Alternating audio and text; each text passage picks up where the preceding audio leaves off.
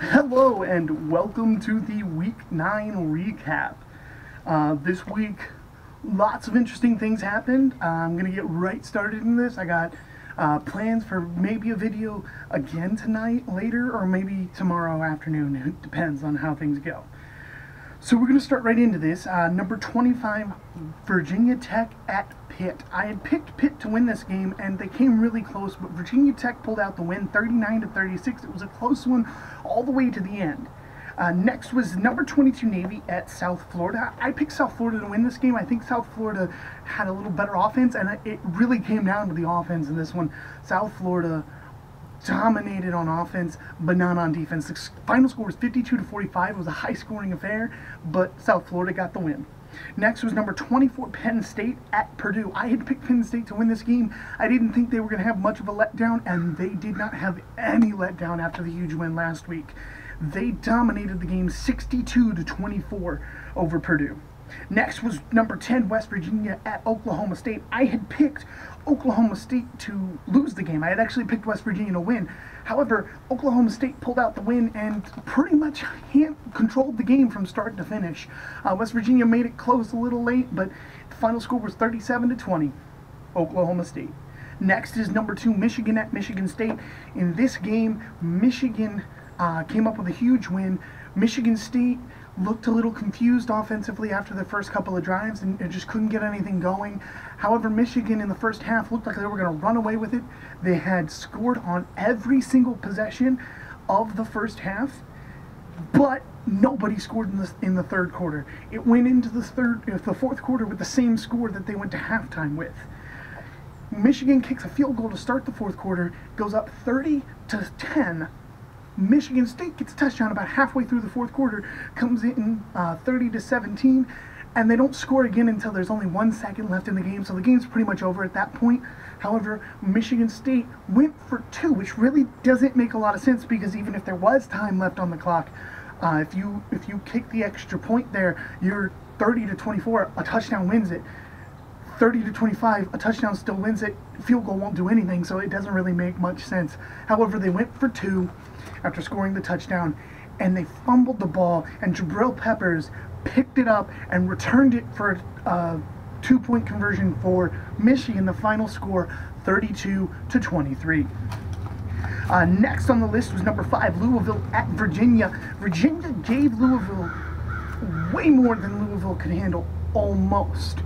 Louisville relied on Lamar Jackson's legs and arms. He was their leading rusher and leading passer. He threw 4 touchdown passes and a 2-point conversion. Got them the win, 32-25. Very close and very impressive game from Virginia. They've just been falling short in all of them this year. Watch out for Virginia. They just had to take that next step, and they could be a competitor in the ACC. Next was Northwestern at Ohio State, number 6, Ohio State.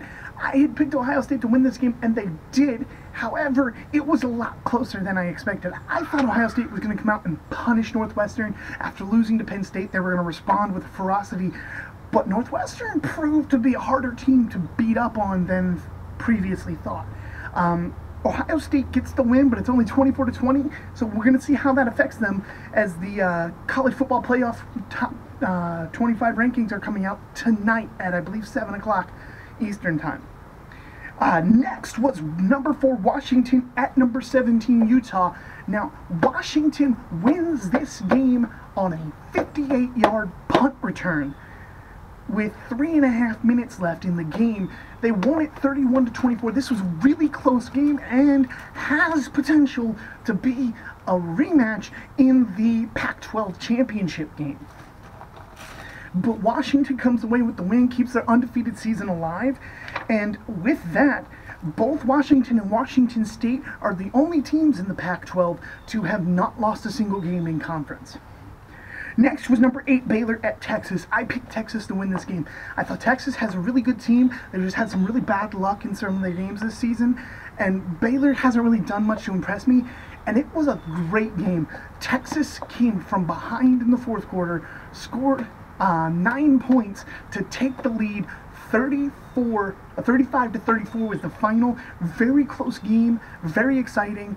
However, It was the last chance pretty much for the Big 12 to make a playoff appearance, as Baylor at that start of that game was the only undefeated team left in the Big 12, and with Texas beating them, there are no undefeateds, and the current leader to win the Big 12 is Oklahoma, who is a 2-loss team. In second place is Oklahoma State, who is also a 2-loss team. So it's going to be interesting. They're probably going to get left out of the playoffs once again. Next was number 14 Florida at Georgia. Really didn't think this was going to be much of a competition. I picked Florida, and Florida won it 24-10. Next was number 13 Boise State at Wyoming. I picked Wyoming to win this. This was one of the unranked teams playing a ranked team that I had picked to win, and it was one of the undefeated teams to go down. There were quite a few this week. All undefeated teams were on the road this week, by the way. So I picked Wyoming. I liked what I saw from Wyoming, and Boise State hadn't really done much to impress me. So I picked Wyoming to win the game, and they did on a safety with a minute and a half left in the game. It was a very interesting game, and gives the win to Wyoming, and they take control of their conference right now. Next was Kansas at number 16 Oklahoma. I picked Oklahoma to win. Wasn't even a competition. 53-point win for Oklahoma. Next was number 7 Nebraska at number 11 Wisconsin. Wisconsin playing their third undefeated team in the Big Ten this season, and finally getting that first win. Now they went to overtime 17-17. Wisconsin got the ball first and scored a touchdown, but then missed the extra point. However, their defense stood tall and got only allowed 4 plays by Nebraska on 4th and 8, got the stop, won the game in overtime 23-17. Next was number 15 Auburn at Ole Miss. I had picked Auburn to win this game, and they won it pretty handily. Auburn came up strong in the second half, didn't have a strong first half, but gets the 40-29 win and keeps themselves in the running for a potential spot in that SEC championship game. Next is number 18 Tennessee at South Carolina. I had picked Tennessee to win this game, and I was honestly surprised. I guess they're having a bit of a meltdown right now. They lost to South Carolina 24-21. Yeah, it was on the road, but as good as this team was to start the season, you got to expect them to win that game. But unfortunately, it was not meant to be. Next was New Mexico State at number 9 Texas A&M. Texas A&M responded in a way by thrashing New Mexico State 52-10. They recovered very well from that Alabama game. However, it was really not in much doubt that they were going to beat New Mexico State. Next was number 3 Clemson at number 12 Florida State. I had picked Florida State to win, or Clemson to win this game, and they did by 3 points, 37-34. This is actually only Clemson's second win in Tallahassee in the last 13 games played at Florida State. So that's a big win for Clemson. Keeps them alive, keeps their undefeated season going, and it's gonna be interesting to see where they end the season. Next is Ohio at Toledo. I had picked Toledo, and I had put this game on there because I thought if Toledo won, they would be able to crack into the top 25 again. Unfortunately, Toledo did not win, so they will not be making it into the top 25. Ohio won't either. They're a 3-loss team in a non-Power 5 conference. That's probably not going to get them into the top 25. So overall this week, I was 14 of 18 on my games that matter, putting me at a 77.8% correct rate. On the year right now, I'm 137 out of 180 of the games that matter, which is a 76.1% correct rate. So it's going pretty good right now, but it's going to be interesting to see where the season goes from here.